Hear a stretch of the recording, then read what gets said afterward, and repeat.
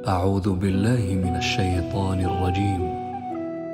بسم الله الرحمن الرحيم.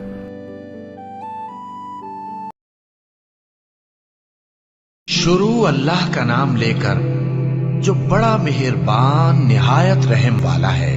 انجیر کی قسم اور زیتون کی اور طور سینین کی اور اس امن والے شہر کی کہ ہم نے انسان کو بہترین سانچے میں ڈھال کر پیدا کیا ہے، پھر ہم نے اس کی حالت کو بدل کر پست سے پست کر دیا.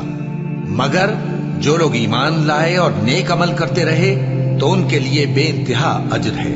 تو اے انسان، اس کے بعد بھی تو جزا کے دن کو کیوں جھٹلاتا ہے؟ کیا اللہ سب فیصلہ کرنے والوں سے بہتر فیصلہ کرنے والا نہیں ہے؟